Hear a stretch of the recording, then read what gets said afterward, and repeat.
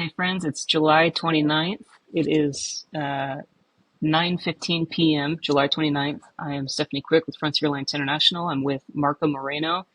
This is the Moreno Report kind of special briefing in light of the events of this past weekend in Majdal Shams and the road ahead. So, Marco, do you want to start with Majdal or where shall we begin?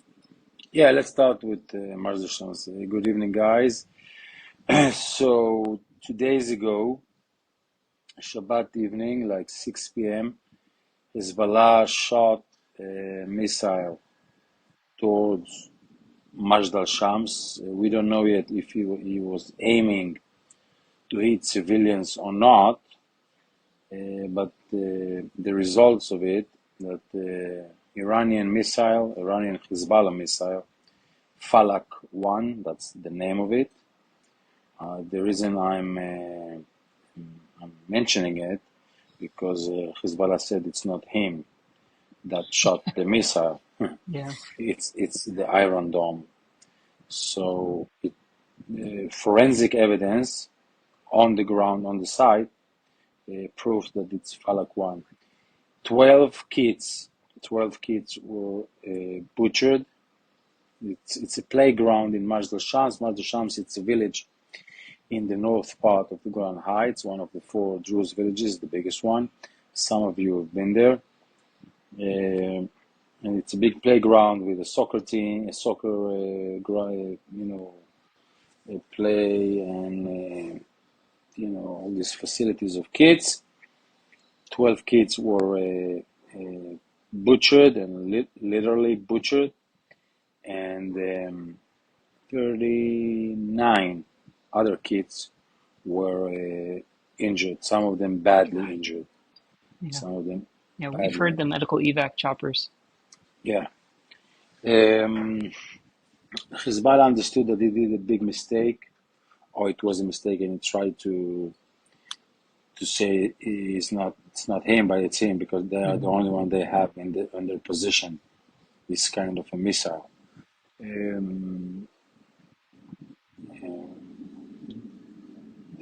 I was there today paying gratitude to one of my friends that lost his daughter, Alma, 11 years old.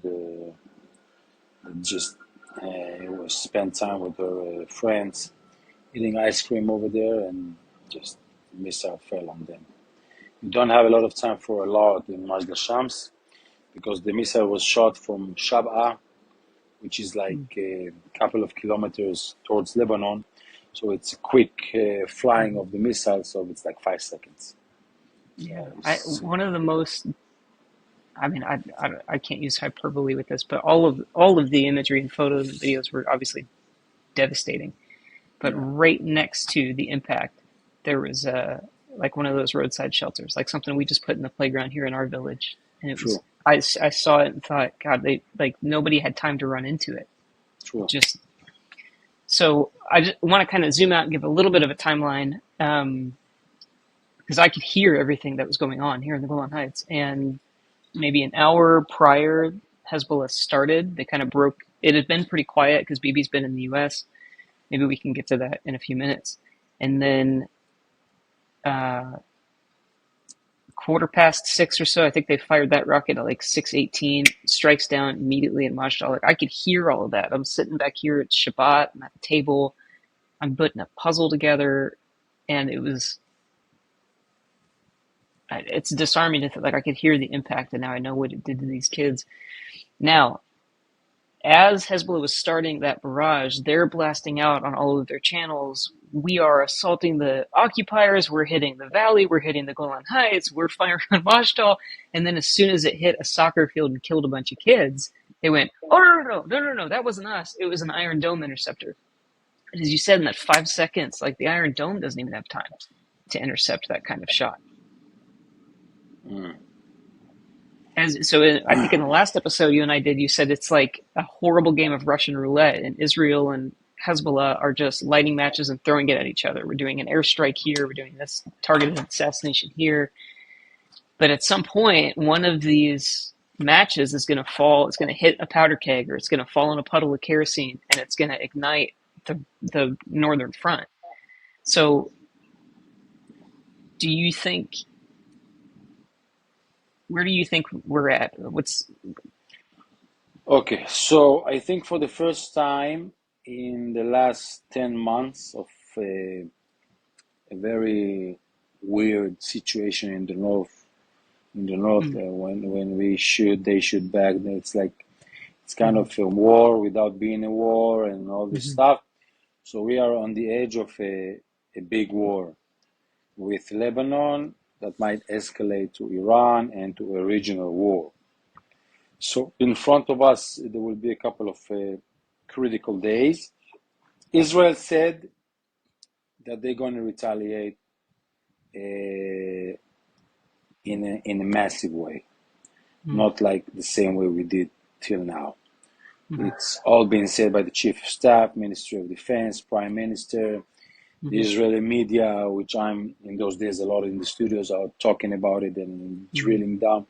So the vibe is, or the reality will be that Israel is going to retaliate. Yesterday, the War Cabinet assembled immediately after Netanyahu landed in Israel, and he also flew earlier. Like mm, he shorted mm, his visit in the U.S. in 5 hours. Usually, the Prime Minister will not fly in Shabbat, mm, just not to get in trouble with the Orthodox. It's not appropriate. But mm, because it was this situation, he flew in. That was Shabbat time in the U.S. and mm, arrived yesterday noon Israeli time and assembled the cabinet war. And the result of the cabinet war was that the cabinet is authorizing Netanyahu and Galan. Galan is the Ministry of Defense, to retaliate in the time they will think it's appropriate.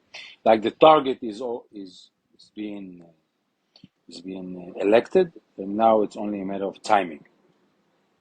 Why do you think they're waiting? It's been 48 hours. We've had kind of normal exchanges. We've had ping pong today. There is a couple of uh, reasons for that, and I'm going to be very careful here Hmm. because in the end the enemy will hear this podcast because it will be on What's up, because Hezzy?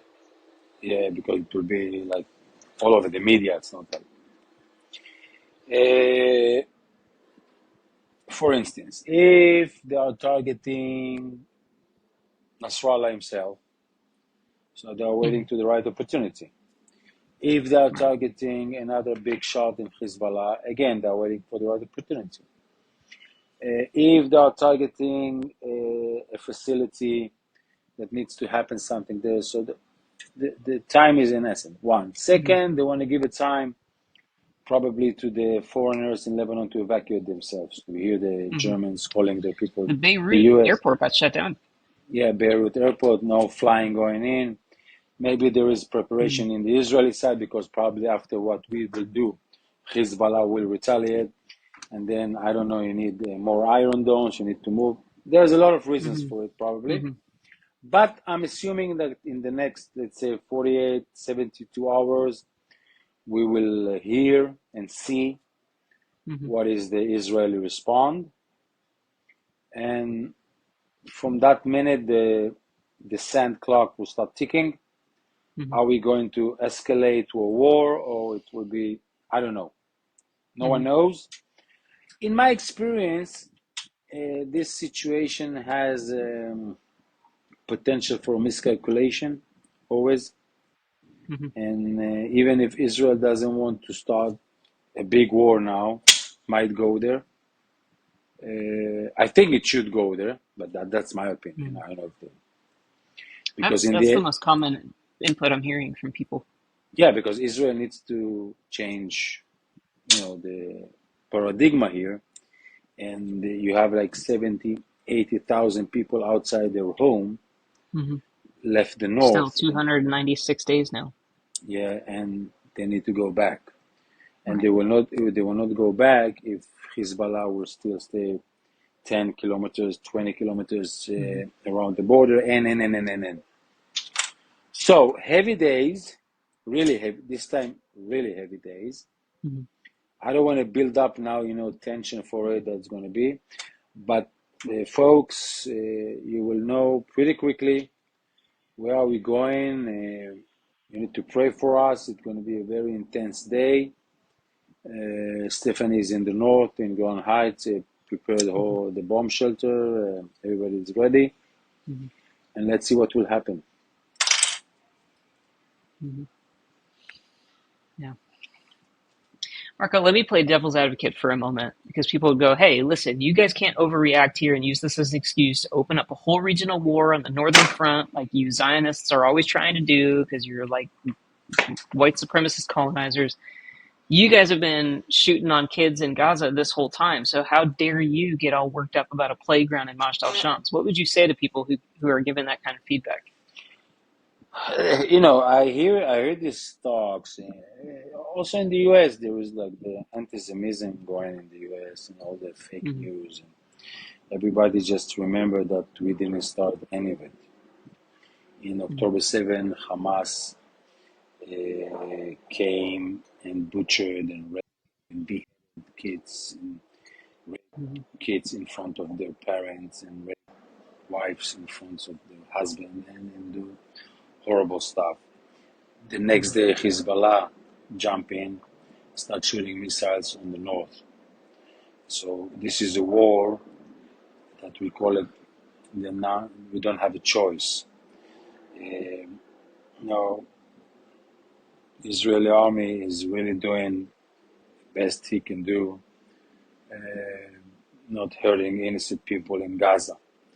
And I'm referring everyone to John Spencer, Mm-hmm. which is the head of the urbanic warfare He's the in chief of urban warfare studies at West Point. West Point that said, first of all, there isn't any army in the world that had to deal with what the Israeli army is dealing in Gaza. Mm-hmm. Second, Israel is working according to the international law and above it. Mm-hmm. And third, I remember he is great, but he's very loved here in Israel. Mm-hmm. And I remember that someone asked him, I think it was an Israeli correspondent, asked him, tell me, what will be the U.S. Army respond if, I don't know, Mexico will shoot missiles on Dallas or Houston Mm-hmm. or LA or I don't know where, Mm-hmm. and at the same time, Mexicans people will go into the border and rape Americans, lady butchered and beheaded. What will be the America respond to this kind of a thing? And he said, I'm assuming that the U.S. Army will take all his air force up to the air and eliminate Mexico in 5 minutes. Oh yeah. Everyone, each and one of them, kids, no kids, everyone. So, that's it. Yeah. Have you had time to listen to Bibi's speech at Congress? Yeah, What do you think of it? I think it was a great speech. I think actually when you hear the speech, you say, "Wow, Bibi is speaking like a presidential candidate, Mm-hmm. like he is running for president in the U.S." But Yeah. yeah, it was a great speech. It was united. He spoke to the Republicans. He spoke to the Mm-hmm. Democrats. He used all the good American phrases, and I think Mm-hmm. he mentioned Iran as the problem for the West, not Mm-hmm. for Israel. He mentioned the hostage deal, and he mentioned like evil against, the light and light against the evil. I think it was a great speech. It was very, Yeah. Netanyahu is as a political leader, he's around a lot of years and he has it. I think he is more loved in the U.S. than he's Yeah. loved here, and for Oh, sure for he's sure. getting For sure. and for sure he's getting more Yeah. respect in Mm-hmm. the Congress uh, than he's getting from the Israeli. Oh yeah, house. there's a record-breaking amount of like standing ovations and things. But Yes, like he that's got like 53 standing ovation in there. yeah, yeah. So it was So very, yeah. very beloved in DC, in some pockets. So I mention this every episode because sometimes people watch it and they're meeting you for the first time. Marco had 25 years in the Israeli Defense Force in the an army intelligence unit. 25 years intelligence here along the northern border. So I want to ask you, Marco, in that tenure, did you?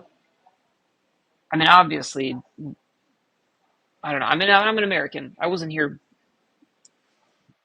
past like 6 or 7 years ago. Like, was there ever a time where you thought, "Wow, we are really on the brink in the way that we are now"?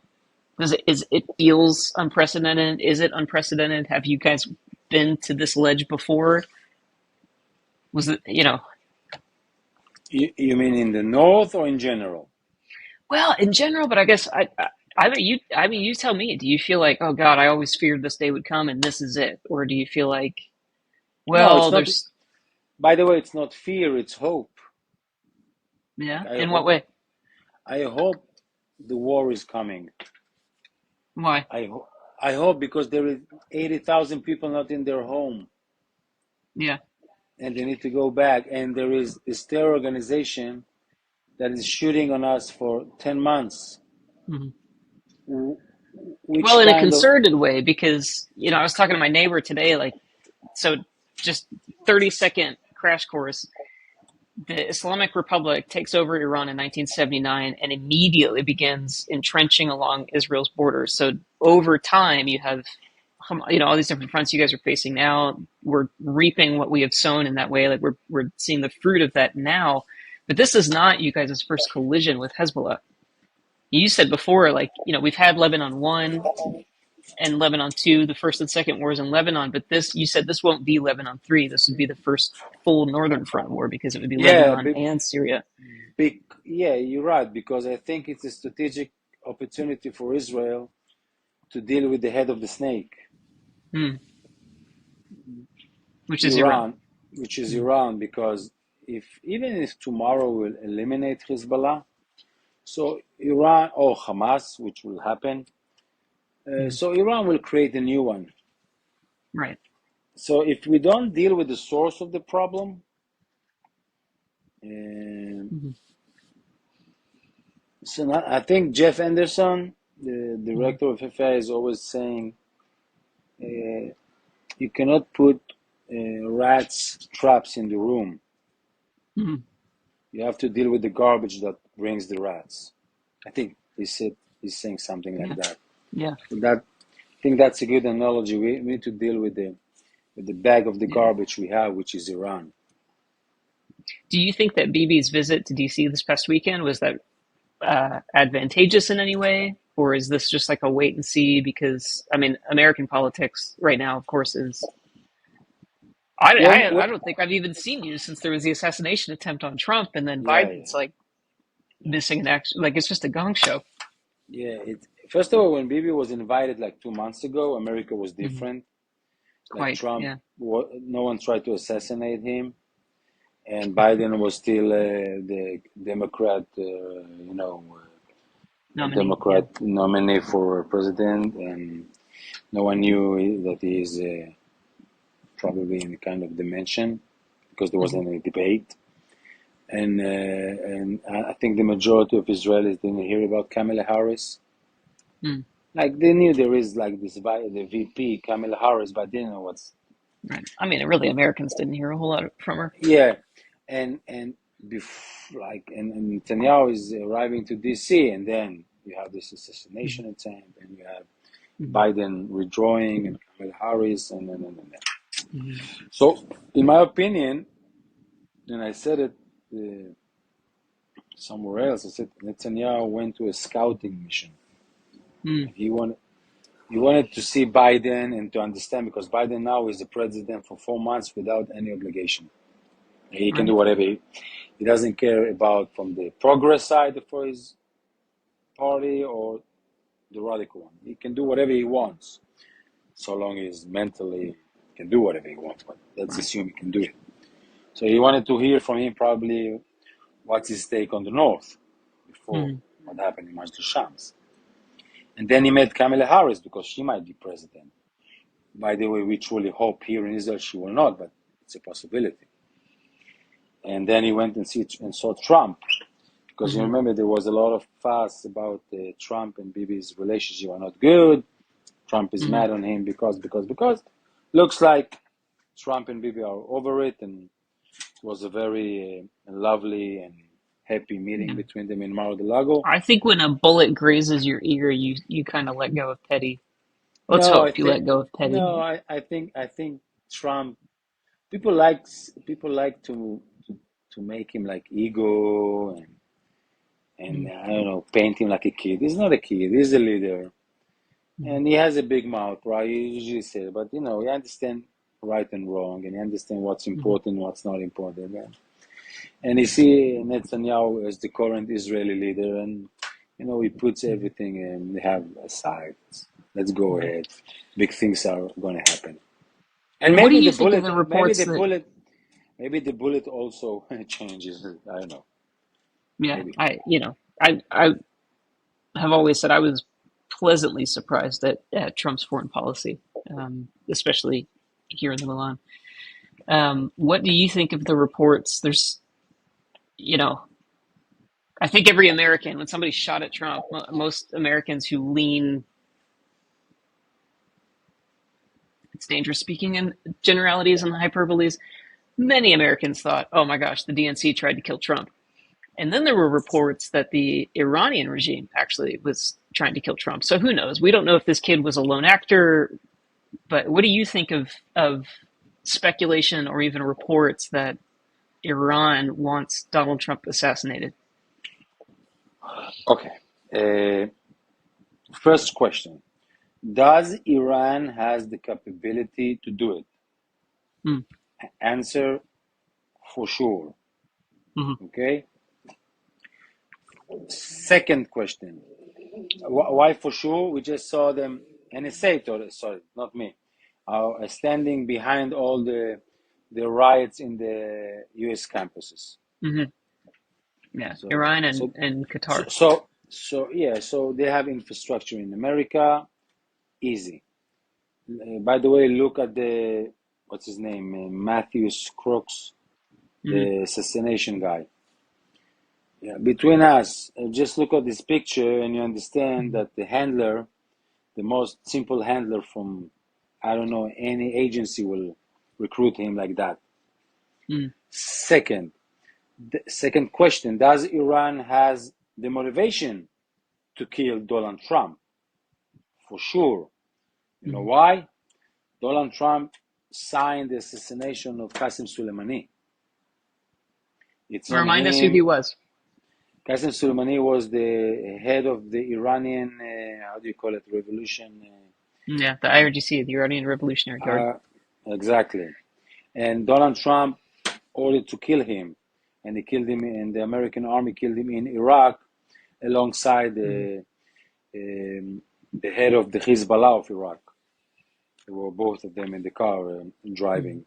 So, and Iran, they know by to be impatient and to take their, you know, um, vendetta, like So I don't know, because I don't know if Iran is behind it. But if I was the CIA or I don't know who, I will look at this slot or Hmm. this angle big time, Hmm.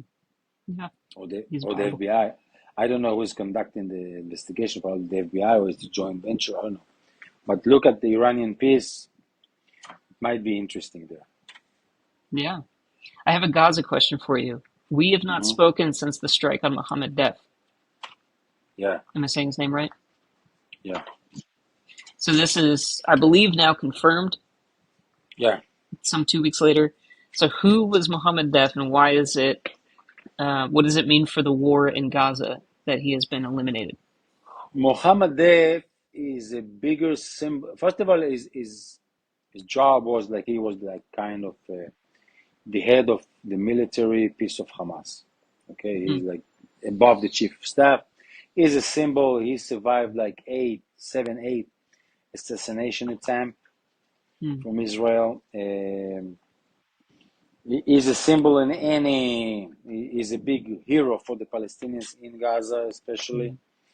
Like 7 or 8 He's attempts over in this war, or over 10, 20 years? no over 10, 20 years. Yeah, Mm. over 10, 20 years before Sinwar. Like when Sinwar was here in Israel in Mm. prison, Deif was running the show in Gaza. When Sinwar was in Israeli prison getting medical treatment for a brain tumor that was going to kill him, Yeah, Muhammad Deif yeah, was yeah. building Hamas. I was in a panel here in Israel with a lady that she was like the head of the prison authority in Israel, Mm. and she's mentioning it a lot that she had a lot of conversation with Muhammad Sinwar while he was in prison. So backstage, I told her, Betty, it's on you, October 7th, in a way. If you killed him while he was in prison, we weren't here today. And she said, "You're actually right, but I didn't know. Yeah, Who knew?" yeah. Who knew? So yeah, so Muhammad Deif, it's the most dramatic assassination that Israel did Mm.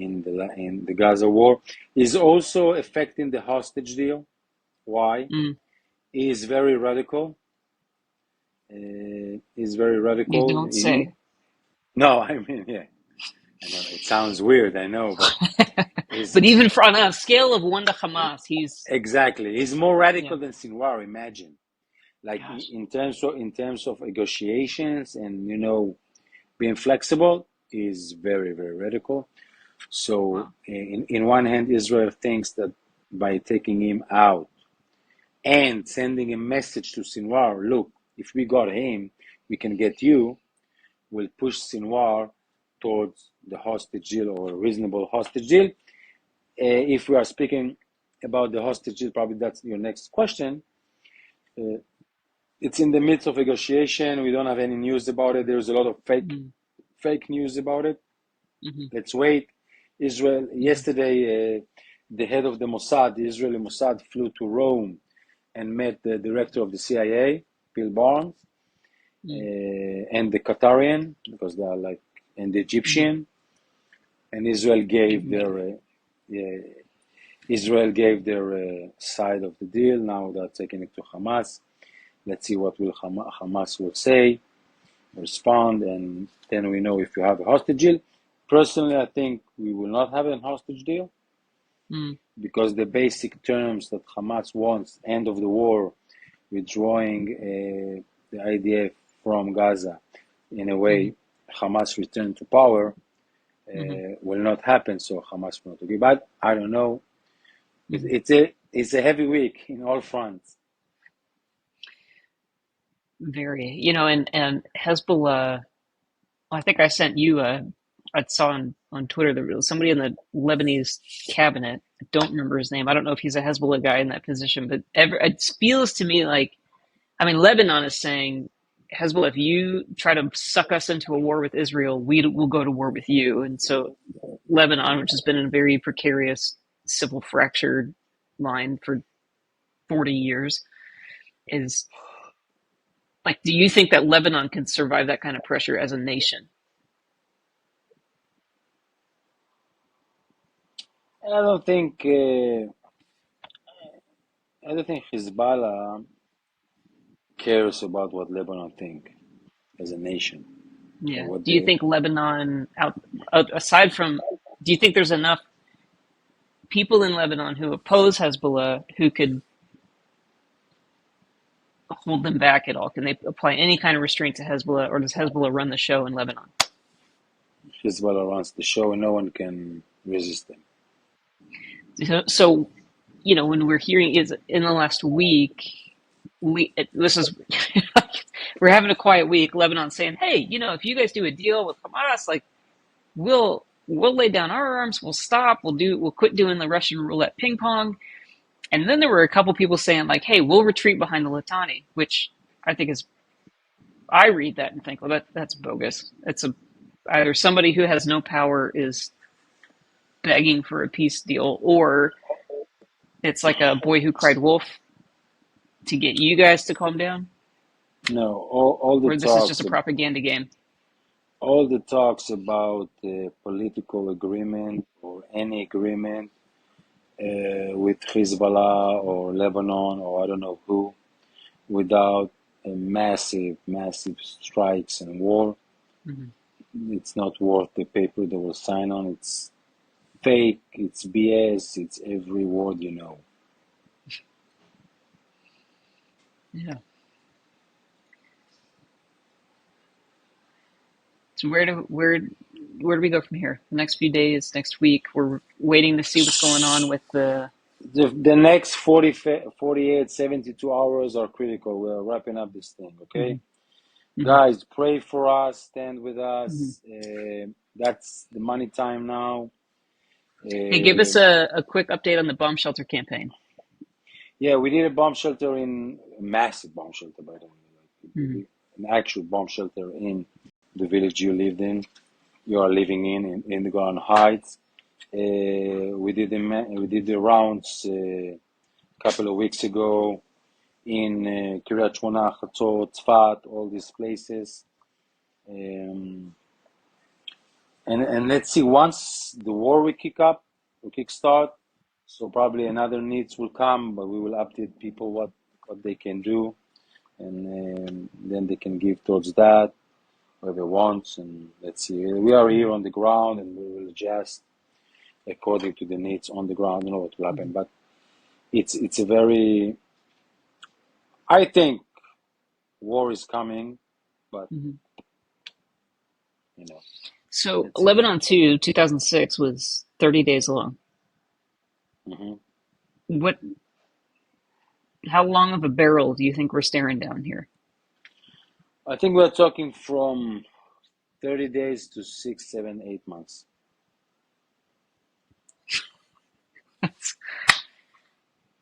Pony up, y'all. We're going to the rodeo. Yeah, yeah, let's see. Maybe more. Let's see. Yeah. Stephanie, when the war in Gaza started, you think we will be 10 months and we don't see the Not end? once. No, not once. So, cut and paste Lebanon.